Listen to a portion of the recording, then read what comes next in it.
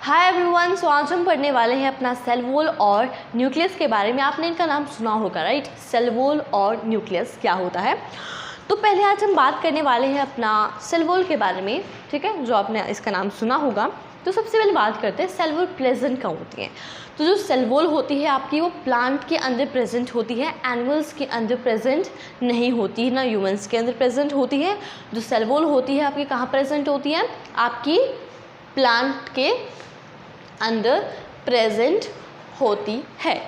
Okay, the cell wall जो होती है प्लाज्मा मेम्ब्रेन के बाहर लाई करती है। जो सेल वॉल होती है वो कहाँ करती है? प्लाज्मा मेम्ब्रेन के बाहर लाई करती है।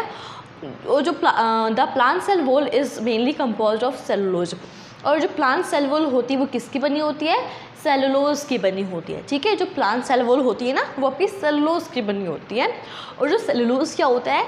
सेलुलोज ये कम्प्लेक्स स्ट्रक्चर है और प्रोवाइड करता है structural strength to plant. Okay, अब क्या होता है?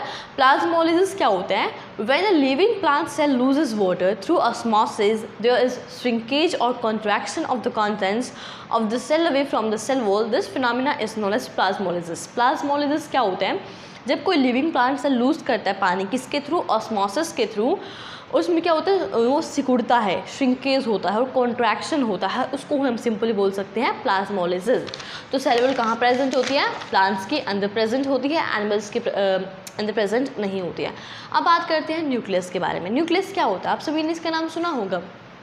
तो जो the nucleus has a double layer covering called nuclear membrane. Nucleus क्या होता है? न्यूक्लियस जो होता है उसको डबल लेयर होती है, बहुत सारी लेयर होती है न्यूक्लियर के, मतलब सॉरी, न्यूक्लियस के पास बहुत सारी डबल लेयर होती है, जिनको हम क्या बोलते हैं? न्यूक्लियर मेम्ब्रेन, ठीक है। क्या होता है? जो न्यूक्लियस होता है उसमें बहुत सारी डबल लेयर होती है, जिसको आप न्यूक्लियर मेम्ब्रेन बोलते हैं। The nuclear membrane has pores which allow the transfer of material from inside the nucleus to outside. जो न्यूक्लियर मेम्ब्रेन होती है आपकी, वो क्या होती है? पोरस होती है। क्या वो किस में हेल्प करती है? कुछ मटेरियल को अंदर आने देती है और कुछ को बाहर जाने देती है। और जो न्यूक्लियस है उसके अंदर क्या होता है? क्रोमोसोम्स होते हैं, ठीक है। न्यूक्लियस के अंदर क्या होता है? क्रोमोसोम्स होते हैं, जो किस शेप के होते हैं? रॉड शेप्ड स्ट्रक्चर होता है उनका, ठीक है। न्यूक्लियस के अंदर डीएनए होते हैं। डीएनए की फुल फॉर्म क्या है? डी राइबोन्यूक्लिक एसिड, ठीक है, ये उसकी फुल फॉर्म होती है। और जो क्रोमोसोम्स होते हैं, chromosomes are composed of DNA and protein. जो क्रोमोसोम्स होते हैं वो किसके बने होते हैं? जो क्रोमोसोम्स होते हैं वो आपके किसके बने होते हैं? डीएनए के बने होते हैं और प्रोटीन के बने होते हैं, ठीक है। क्वेश्चन पेपर में आ सकता है कि क्रोमोसोम्स किसके बने होते हैं, तो आपको बोलना है डीएनए और प्रोटीन के बने होते हैं। जीन्स क्या होते हैं? आपने नाम सुना होगा। तो इसकी डेफिनेशन है the functional segment of DNA, उन्हें हम जीन्स बोलते हैं, ठीक है। The functional segments of DNA are called genes. उसके बाद जो न्यूक्लियस होता है वो बहुत इंपॉर्टेंट होता है, ठीक है, बहुत इंपॉर्टेंट सेंट्रल रोल प्ले करता है। अगर वो नहीं होगा तो मतलब फंक्शंस नहीं हो पाएंगे। तो जो न्यूक्लियस होता है वो किस में हेल्प करता है? रिप्रोडक्शन में हेल्प करता है न्यूक्लियस, ठीक है। उसके बाद in some organisms like bacteria, जैसे बहुत सारे ऑर्गेनिजम्स, बैक्टीरिया हो गया आपका, the nuclear region of the cell में बी पुअरली डिफाइंड।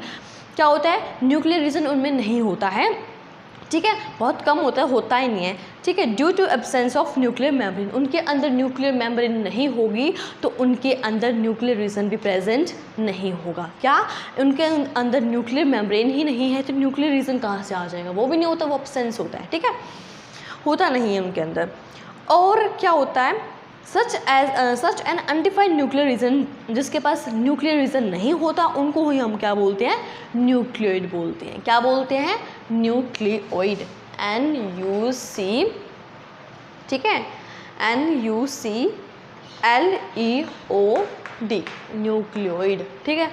उसके बाद बात करते हैं such organisms who cell lack a nuclear membrane, जिनके पास न्यूक्लियर मेम्ब्रेन नहीं होती है उनको हम बोलते हैं प्रोकैरियोटिक। जिनके पास न्यूक्लियर मेम्ब्रेन नहीं होती है उनको बोलते हैं प्रोकैरियोटिक।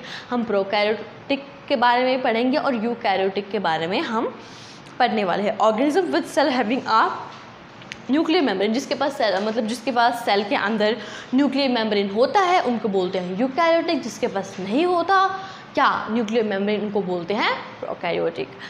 ओके, सो आप क्या मतलब आई होप आप सभी को इतना समझ में आ गया होगा। हम मतलब नेक्स्ट वीडियो में हम प्रोकैरियोटिक के बारे में और यूकैरियोटिक के बारे में समझने वाले हैं, ठीक है। इसके बारे में पूरी डेफिनेशन, इसके बारे में पूरी एक्सप्लेनेशन डिटेल करने वाले हैं। अगर आपको वीडियो अच्छी लगी है तो इसको लाइक और सब्सक्राइब ज़रूर से करना। कहीं भी डाउट है तो आप मुझे कमेंट सेक्शन में बता सकते हैं। मिलते हैं नेक्स्ट वीडियो में एक नए टॉपिक के साथ। तब तक के लिए thank you and bye bye now.